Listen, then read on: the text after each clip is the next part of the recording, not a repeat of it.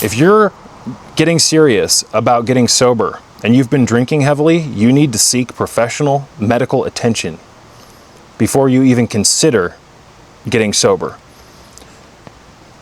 Because a good intention of quitting alcohol can actually get you into a lot of trouble if you just abruptly stop drinking. It can be very dangerous, you guys. It is one of the most lethal things to withdraw from. So you need to seek professional medical advice if you're getting serious about getting sober. And I nod my hat to you if you're serious about getting sober, you guys. You can get sober. You can walk the sober path, right? The road to recovery is not closed to you. You just have to make sure that you go about approaching it properly. And medical attention is 100% necessary if you're thinking about getting sober. It's one thing if you drink on weekends, right? It's another thing if you drink every day, especially if you drink like I used to drink, where you're constantly drinking and you never really stop. So, I'm not going to be repetitive. I've said it. Seek professional medical attention, guys. You owe it to yourself to live, right? But when I got clean from alcohol, or when I decided to get sober, I foolishly just stopped drinking. And the experience that I had that was initiated from me stopping the ingestion of alcohol abruptly was terrifying. And I believe to this day that I came close to the end. I had many hallucinations, but one of the most terrifying was a group of demonic children that were giggling, and they were walking around me or in a circle around me. And I could hear them talking, and I could feel them in the room. And when I would try to look at one of them, I could target where the voices were coming from, the giggling. They were giggling. I would try to look over at one, and I would hear this, and they would move. So anytime I tried to put my attention or my eyes in the direction where I could hear them coming, where it was coming from, they would quickly move. And it was like I was caught in this whirlpool of this negative energy. Absolutely terrifying. But these demonic children, they were demons. And they were talking to themselves about how they had successfully killed me and that I was dying. And there was even mention about how the master will be pleased for the work that they did. It strongly appears that these entities were with me during the duration of my experience with alcohol addiction, not just with the withdrawals. Does that make sense? It was like a team of these negative, malevolent spirits that were kind of just with me while I was doing all this insanity while I was an alcohol addict, right? I hope that makes sense. It was like they were on a mission to keep me hooked and to kill me. And here's the thing, you guys. This very well could have just been a hallucination brought about by the cessation of alcohol abruptly. I'm not blaming a group of demons on my addiction. At the end of the day, everything's a choice, and everything is, we have free will, right? So if I was smart, I would have stopped drinking before it ever got out of control. I would have noticed the warnings, seen the red flags, and stopped, but I didn't. So I'm not blaming entities on my addiction. I will, however, say, you guys, that I do believe there is a spiritual side to addiction, and that there are these archons, if you will, or malevolent spirits that start to encircle people who are struggling with alcohol addiction or any addiction in general, right? So there's kind of a 50-50 split in the sobriety community where people either believe in a spiritual aspect of addiction, a malevolent spiritual aspect, or there's people that just don't believe it at all. I'm not here to try to convince you of anything. I'm just sharing my experience with you, right? I will, however, say that the hallucinations and the experience that I had it was initiated from alcohol withdrawals, guys.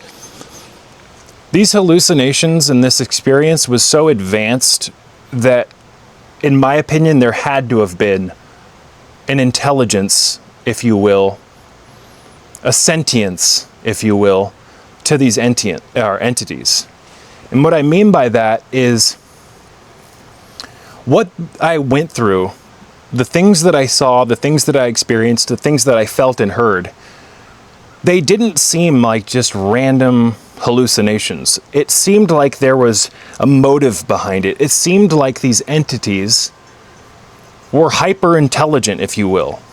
They knew what they were doing. Now, I'm not saying that a malevolent entity is some intelligent being that we should strive to be or strive to work with. That's not what I mean. I'm saying that they had a motive, they had an intention, they had a goal. It strongly appeared that way. And that goal, based on my experiences that I had with these entities, etc., these experiences with alcohol withdrawal, their goal was to end my life. If there ever was something that was demonic, it would be extreme addiction, you guys. Right? Because addiction can ruin lives. It can turn moral people into morally bankrupt people that do things that they would never normally do if they were sober. Catch my drift?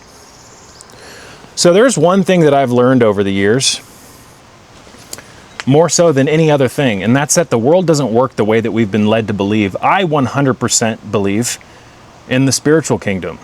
I believe that there are non-physical entities around us pretty much at all times. I've seen beyond the perceptual veil, and I know that there's way more going on around us at any given time that our senses can currently understand. Our senses have been conditioned or habituated to only see a small fraction of the overarching truth of this world, the things around us, etc. I hope that makes sense. So I'm not going to go off into left field and try to persuade you of that. I'm just sharing my experiences with you.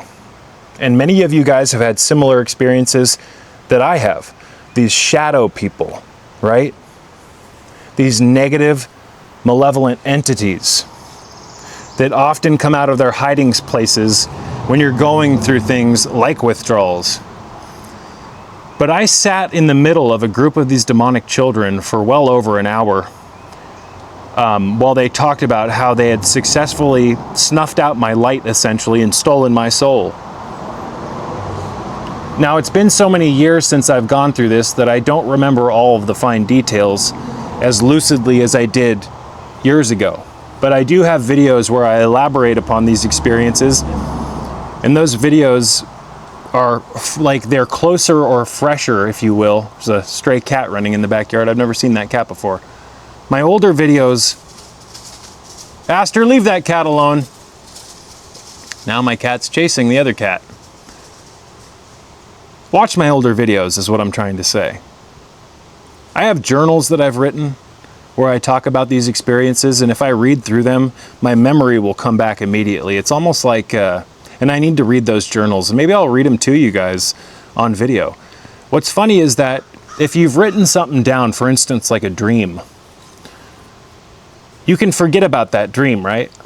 But if you were to reread that journal, all of the memories come out of their like filing system. So I'm sure if I read through my journals, all of the memories would come back lucidly. So we're really going to be doing a heavy focus from here on out for the remainder of 2025. We're going to do a ton of videos on addiction, you guys.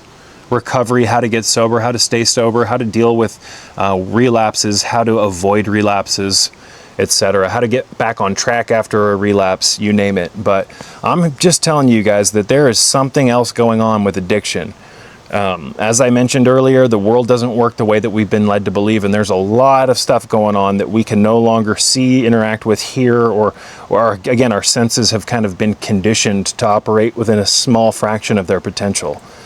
So I thought for sure that those demonic children had killed me and I was slowly dying during the experience, and I prayed and I prayed and I prayed and I made it out, right?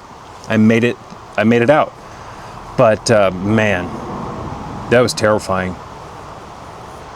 And I remember the overarching experience, but there's fine details that I'm struggling to remember without reading through my journals.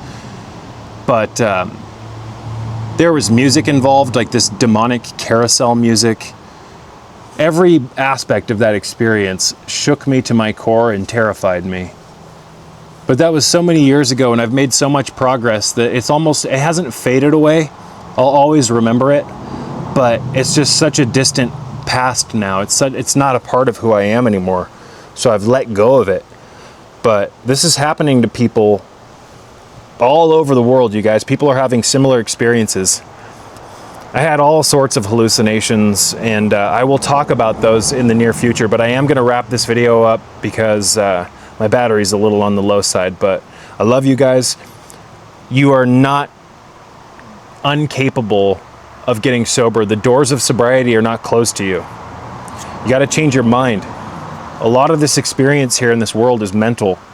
If you can fortify your mind and rebuild your mind, you can pretty much do anything, you guys. There's no more, the human mind is the most powerful force in the universe. Never forget that. Until next time, peace be with you all.